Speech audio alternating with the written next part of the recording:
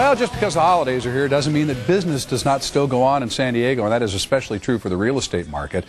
This may be a very good time. In fact, if you are trying to buy or sell a home, to really make the move. And real estate expert Brian Garrity is here this morning to talk about a very specific part of the market, talking short sales. Yes. Again, what is a short sale briefly, and then we'll talk about, we'll continue the discussion. Okay, so a short sale is somebody owes more on their house than what it's worth, and they need to sell.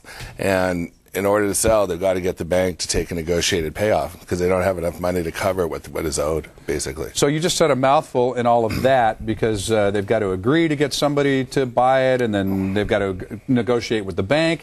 That's where an expert like you comes in. Absolutely. This is not something you really want to try to do on your own. Yeah, I don't think I would advise any consumer to try that on their own. Maybe if they were a real estate professional and they understood, but to try to do that on your own, not understanding, would be a horrific experience. Well, we talked in general the last time you were here about what a short sale was, and we expanded on that. But now let's get very specific here and talk about some of the pitfalls. Okay. There are things that can really get in the way of this process and make it even more difficult than it already is.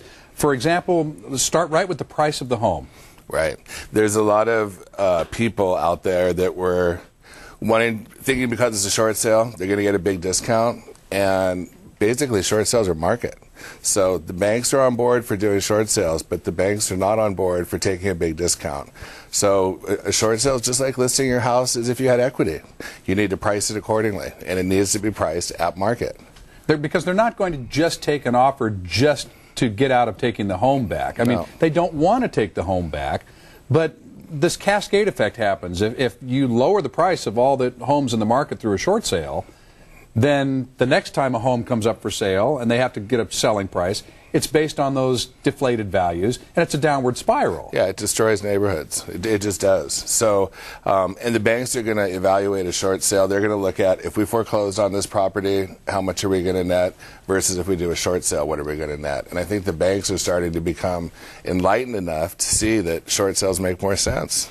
Well, let's talk about then the transparency of it, and when you're dealing with an agent. Okay. Well, you want to make sure that all your cards are on the table. There's a lot of people that are trying to escape their home because they're $300,000 upside down and they're angry.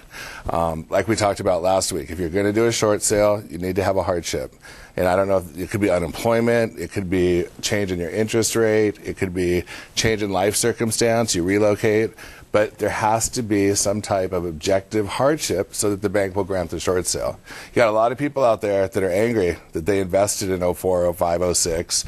They're sitting on properties that are like $300,000 upside down and want to escape it.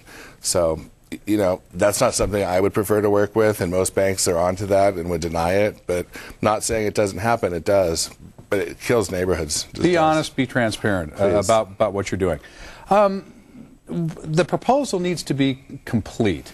And again, that's where an expert comes in here. It's just not, it's not your standard write 'em up real estate contract, you know, for sale by owner and be done with it. Right. I think my legal background really helps me with these. You need to submit a proposal to the bank that's complete. And unless you really understand what the bank's looking for, you're not going to be complete.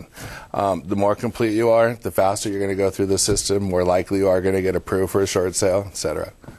Folks, we've got Brian's number up here right now, and if any of this is sparking some interest for you, ask that you call and make an appointment. Go in and see Brian, okay? Again, the number is 619-399-3300.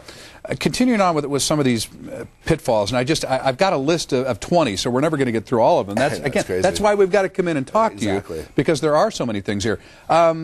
There isn't enough time, not enough time. What are we talking about there? It's the people that are past due and they wait and they get right up to where the bank's going to take the house back, and they, you know, don't think they have enough time to complete a short sale.